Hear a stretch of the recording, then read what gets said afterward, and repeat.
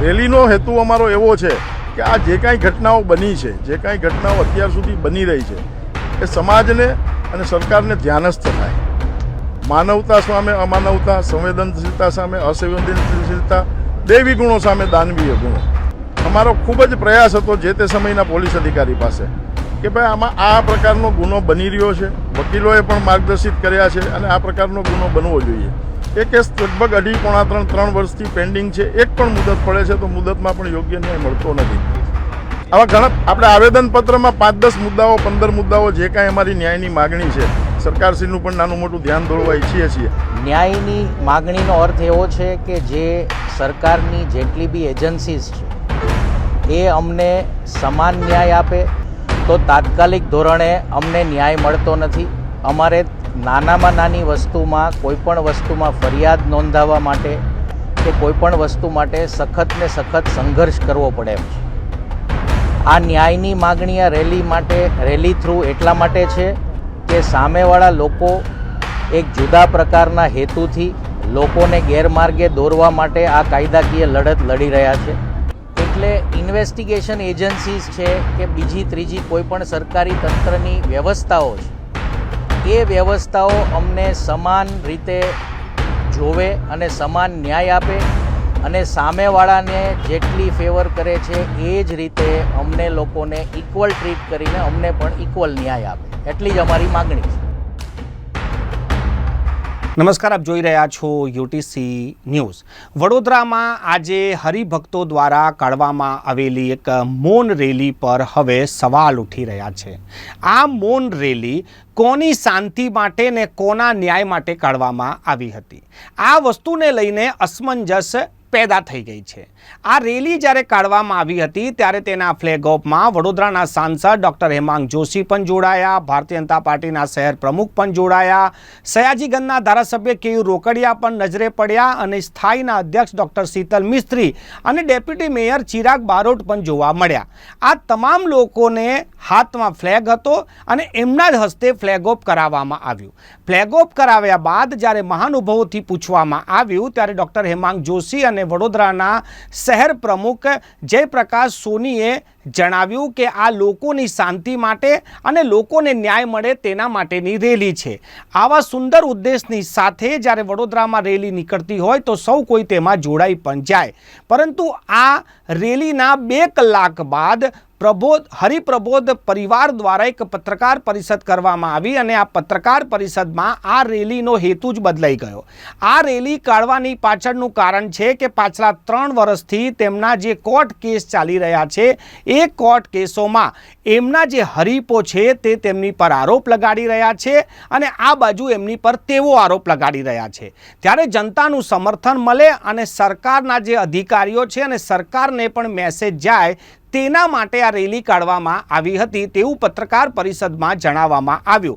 2 કલાક પહેલાં જે રેલી શાંતિ માટે અને સૌને ન્યાય મળે તેના માટે હતી એ જ રેલી 2 કલાક બાદ હરિપ્રબોધ સ્વામીને ન્યાય મળે અને શાંતિ મળે તેનામાં પરિવર્તન થઈ ગઈ. જે મહેમાનો આવ્યા હતા એ મહેમાનોને ખબર જ નથી કે તેઓ કઈ રેલી માટે ફ્લેગ ઓફ કરી રહ્યા છે. હરિપ્રબોધ પરિવાર દ્વારા આ મહાનુભાવોને જ્યારે આમંત્રણ આપવામાં આવ્યું હશે ત્યારે તેમને તો એટલું જ કહેવામાં આવ્યું હશે કે એક મૌન રેલી છે, શાંતિ માટે છે, સૌને ન્યાય મળે તેના માટે છે. એટલે આ લોકો પણ જોડાઈ ગયા હશે.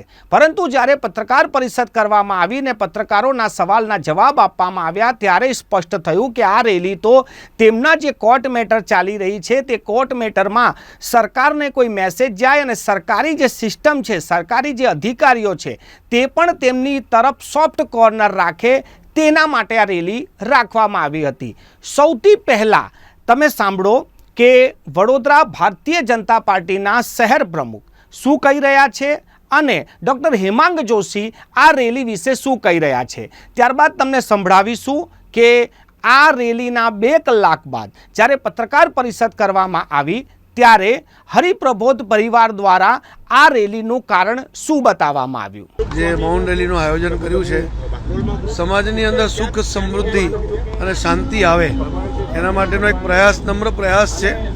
ન્યાયિક પ્રક્રિયા સૌથી સરળ રીતે પ્રજાજનોને મળે અને શાંતિ મળે એવા પ્રકારની આ મૌન રેલીનું આયોજન હરિપ્રબોધન પરિવાર દ્વારા કરવામાં આવ્યું છે. હરિપ્રબોધન પરિવાર એ હંમેશા સનાતન સંસ્કૃતિને ઉજાગર કરતો અને સનાતન સંસ્કૃતિનું પ્રચાર પ્રસાર કરતો એક પરિવાર છે અને હંમેશા શાંતિપ્રિય, એકતાપ્રિય એ પ્રકારનો આ પરિવાર. અને આજે જ્યારે એમની મૌન રેલી શાંતિપૂર્વક જ્યારે યોજાઈ રહી છે ત્યારે મારા સાથે સર્વે આગેવાનો એક સાથે મળી એમને ફ્લેગ ઓફ કરી અને એમને શુભેચ્છાઓ પાઠવીએ છીએ. આપે જોયું કે સવારે જ્યારે આ રેલી યોજાઈ હતી ત્યારે આનો મકસદ જન કલ્યાણનો હતો, એટલે સમાજમાં શાંતિ આવે, સમાજના લોકોને પૂરતું ન્યાય મળે. પરંતુ 2 કલાક બાદ જ્યારે પત્રકાર પરિષદ થઈ ત્યારે આ રેલીનો મોટિવ બદલાવી ગયો અને પત્રકારોને જણાવવામાં આવ્યું કે તેમની સામે જે કેસો ચાલી રહ્યા છે.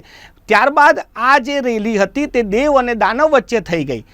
રેલીનો હેતુ અમારો એવો છે કે આ જે કાંઈ ઘટનાઓ બની છે, જે કાંઈ ઘટનાઓ અત્યાર સુધી બની રહી છે, એ સમાજને અને સરકારને ધ્યાનસ્થ થાય. માનવતા સામે અમાનવતા, સંવેદનશીલતા સામે અસંવેદનશીલતા, દૈવી ગુણો સામે દાનવીય ગુણો. અમારો ખૂબ જ પ્રયાસ હતો જે તે સમયના પોલીસ અધિકારી પાસે કે ભાઈ આમાં આ પ્રકારનો ગુનો બની રહ્યો છે, વકીલોએ પણ માર્ગદર્શિત કર્યા છે અને આ પ્રકારનો ગુનો બનવો જોઈએ. એ કેસ લગભગ 2.5 3 વર્ષથી પેન્ડિંગ છે. એક પણ મુદત પડે છે તો મુદતમાં પણ યોગ્ય ન્યાય મળતો નથી. આવા ઘણા આપણે આવેદનપત્રમાં 5-10 મુદ્દાઓ, 15 મુદ્દાઓ જે કાંઈ અમારી ન્યાયની માગણી છે, સરકારશ્રીનું પણ નાનું મોટું ધ્યાન દોરવા ઈચ્છીએ છીએ.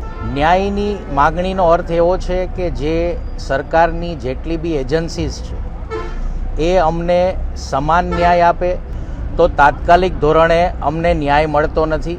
અમારે નાનામાં નાની વસ્તુમાં, કોઈપણ વસ્તુમાં ફરિયાદ નોંધાવવા માટે કે કોઈપણ વસ્તુ માટે સખત ને સખત સંઘર્ષ કરવો પડે એમ છે. આ ન્યાયની માગણી આ રેલી થ્રુ એટલા માટે છે કે સામેવાળા લોકો એક જુદા પ્રકારના હેતુથી લોકોને ગેરમાર્ગે દોરવા માટે આ કાયદાકીય લડત લડી રહ્યા છે. એટલે ઇન્વેસ્ટિગેશન એજન્સીઝ છે કે બીજી ત્રીજી કોઈપણ સરકારી તંત્રની વ્યવસ્થાઓ છે, એ વ્યવસ્થાઓ અમને સમાન રીતે જોવે અને સમાન ન્યાય આપે અને સામેવાળાને જેટલી ફેવર કરે છે એ જ રીતે અમને લોકોને ઇક્વલ ટ્રીટ કરીને અમને પણ ઇક્વલ ન્યાય આપે, એટલી જ અમારી માગણી છે. હરિપ્રબોધ પરિવાર દ્વારા કહેવામાં આવ્યું કે એક તરફ દેવ છે ને બીજી તરફ દાનવ છે.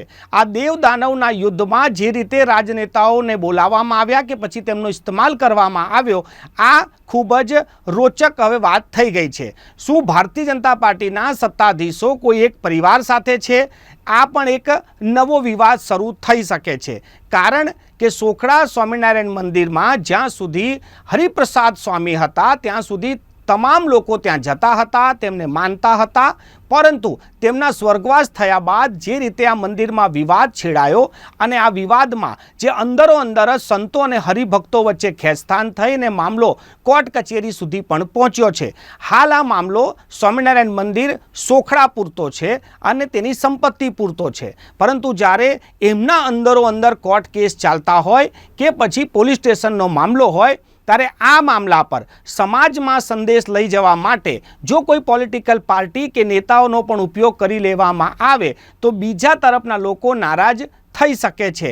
આ એક તરફી દબાણ લાવવાનો પણ પ્રયાસ હોઈ શકે છે. આ બધા સવાલો સાથે જ અમે આ રિપોર્ટને અહીંયા પૂર્ણ કરીએ છીએ. તમને શું લાગે છે તમે કોમેન્ટ બોક્સમાં કોમેન્ટ કરી શકો છો.